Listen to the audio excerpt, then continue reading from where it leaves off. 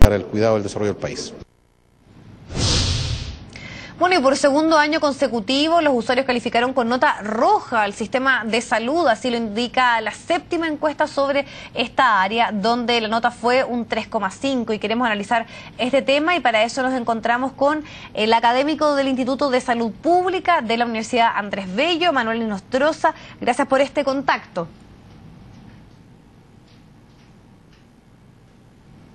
A ver, parece que tenemos algún problema con el audio para poder escucharlo ahí de mejor forma y poder realizar esta entrevista. ¿Usted me escucha? Sí, estamos con algún tipo de problemática que vamos a tratar de solucionar para de esa manera profundizar en este tema, y sobre todo lo que tiene relación con estas notas bajas, estos resultados de un 3,5 para ser bien precisos, como un promedio general tanto del sistema público como privado, reprueban, podríamos decirlo.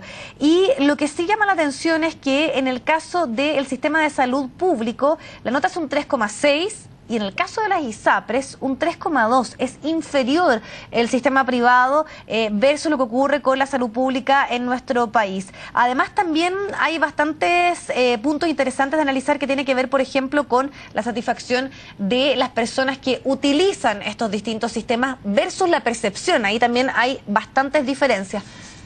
Ahora sí tenemos la comunicación. Señor Nostroza, ¿nos escucha? Sí, Viviana, yo te escucho y espero que tú me escuchas. Ahora sí tenemos la posibilidad de conversar, ya lo puedo escuchar perfectamente, y también nuestros espectadores a esta hora.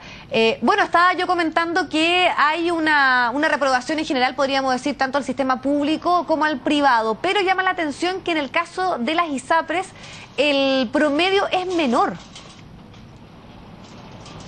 Mira, lo que pasa es que nosotros preguntamos de dos maneras. Uno, primero, sobre la percepción general, y la percepción general del sistema ISAPRE es peor por los problemas que históricamente hemos abordado en el último tiempo y que no se han resuelto. El tema de la preexistencia, el tema de la cautividad, el tema de las alzas unilaterales de precio que hacen que los pacientes o los afiliados judicialicen esas alzas de precio. Esto no quiere decir que el sistema público tenga una mejor percepción. De hecho, la percepción del sistema público es una nota 3,6 y en promedio da un 3,5. Lo que sí hay diferencias es la experiencia, y la experiencia ahí es más mala en el sector público, también es una nota reprobada, y es un poco mejor en el sector privado, porque ahí estamos evaluando la experiencia sobre las clínicas, es decir, si el médico lo atendió, el especialista era de buena calidad, si había un tiempo de espera razonable en la interconsulta o en la consulta del médico, si la entrega de los exámenes fue a tiempo, etcétera. Y en eso los prestadores privados en general obtienen mejor nota, pero cuando hablamos de las ISAPRE en percepción general, por los problemas que ya te señalé y que están gatillando en otras preguntas la necesidad de una reforma por parte de los afiliados, ahí las ISAPRES tienen una peor nota. Claro, pero también lo relevante, lo que se podría sacar como conclusión general, sobre todo cuando se indica que los grupos pertenecientes a el ABC1, los grupos económicos más altos, tienen una mejor evaluación precisamente de los sistemas de salud privados, es que finalmente cuanto más puedo pagar, más satisfecho me encuentro con la salud que estoy recibiendo. O sea, acá hay un problema de fondo que tiene que ver, que está netamente asociado la satisfacción que tengo a cuánto puedo precisamente yo pagar por la salud que recibo. Bueno, efectivamente, en el sector privado, recuérdate tú que los afiliados cotizan en promedio un 10%, es decir, se ven obligados a cotizar en promedio un 3% adicional al 7% legal que hacen los de FONASA, porque, por un lado, por los factores de riesgo, mujeres en edad fértil, niños o adultos mayores, yo me veo obligado, si tengo un grupo familiar más grande, a pagar más por mi plan de salud. Mucho peor si yo soy solo un adulto mayor, solo con mi mujer, o solo individualmente viudo o viuda, y tengo que pagar enormes cantidades de dinero para obtener un plan de salud acorde a mis necesidades. Ahora, lo importante es que esto no quiere decir, porque nosotros preguntamos también, si aparte de la percepción general o específica, qué tan contento está con su sistema, si quiere que haya reforma. Y fíjate tú que 3 de cada 4 afiliados de ISAPRE quieren que haya reforma al sector privado, una reforma significativa, y solo un 11% estaría en condiciones de aceptar que desaparezca el sector privado ISAPRE como lo conocemos hoy día, pero un 75% quiere, porque no está contento por las cosas que hemos mencionado, preexistencias, cautividad y las alzas unilaterales de precio, o estas costos tan excesivos que tiene que pagar por el plan de salud, está pidiendo un 75% de una reforma significativa, y creo que es importante que la gente tome conciencia de esto, porque hasta ahora el gobierno no ha dado luces de querer enviar ese proyecto de ley de reforma. Bien relevante el que usted plantea, porque se ha hablado muchísimo que la salud, podríamos decir, es una de las grandes demandas sociales que tiene una carencia significativa, y siempre se plantea este tema tal vez que los enfermos no marchan y por eso no está, podríamos decir, en las calles, y en este momento la gente exigiendo reforma y transformaciones. Pero cuando además hay una crítica tanto a lo público como a lo privado, y se está exigiendo acá necesidades de reforma, y se lo pregunto también porque usted fue autoridad en la materia. ¿Qué pasa? ¿Por qué el tema de la salud no está en este momento siendo parte de las grandes reformas o la necesidad de cambio en nuestro país? Bueno, yo tuve la suerte de ser uno de los actores junto al ministro Pedro García de los que aprobamos el 2003 y el 2005 la reforma del auge, que ha llevado cobertura de atención médica a más de 25 millones de personas en estos 11 años. Pero obviamente que después ya de 11 años de haber hecho la reforma del auge, los problemas no resueltos, tanto en el sector público y también en el sector privado, están 11 años después requiriendo una nueva reforma. Y lamentablemente, tanto en el gobierno de Piñera como en los 2 primeros años del gobierno del segundo mandato de la presidenta Bachelet, no ha habido capacidad, liderazgo ni prioridad política para una reforma de salud. De hecho, derechamente la presidenta Bachelet en su segundo mandato privilegió la reforma tributaria, la reforma educacional, la reforma laboral, y ahora el debate de pensiones más en la discusión sobre una nueva constitución. Pero una reforma de salud no estuvo priorizada.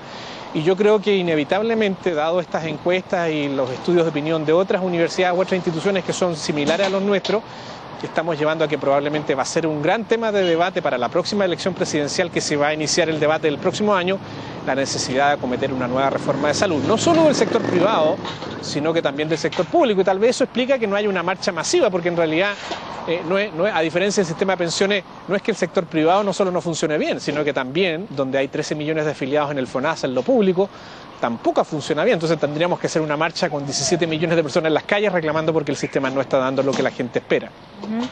Ahora, en el caso del sistema privado, porque claro, sabemos que las dificultades del gobierno que está, las reformas que está teniendo en tema de educación, lo que está sucediendo con el tema de la AFP y tal vez, claro, una situación nueva que tiene que ver con la salud, obviamente no es lo que se espera y no es lo que pretende el gobierno, podría decirse. Pero en el caso de las ISAPRE, llama la atención porque no hay una buena satisfacción, está esta problemática que tuvieron ahora con el Servicio de Impuestos Internos con respecto a todos los juicios que hay de estas alzas ilegales, y ahora también esta pretensión de que exista un organismo distinto que se haga cargo del tema de las licencias médicas, cuando sabemos que en el tema público todo pasa por el tema recursos. ¿Qué pasa en el sector privado?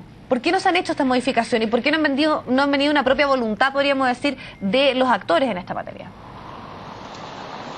A ver, yo soy de los que le ha planteado en aquellos foros públicos de debate que hemos tenido con las ISAPRE y sus respectivas autoridades, de que ellos han sido muy miopes y ciegos ante la necesidad de reforma. Yo particularmente, cuando dejé la Superintendencia de Salud en marzo del 2010, dejé un documento donde proponíamos una reforma imitando un poco la experiencia holandesa, la idea de un fondo de compensación de riesgos solidario, de un plan garantizado único para todas las ISAPRE, de un sistema de tarificación distinto al que hoy día tenemos.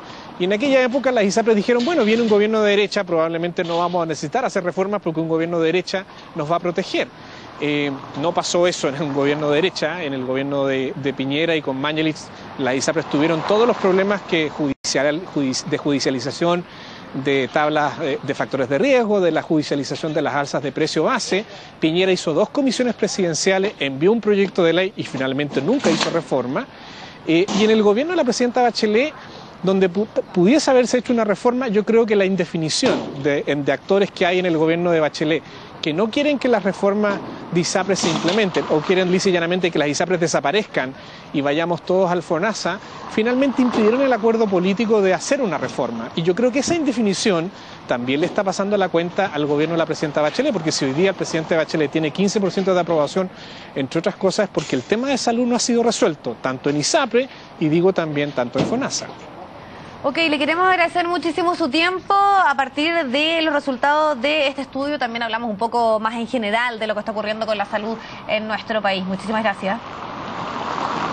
No, gracias a ustedes, Viviana, encantados.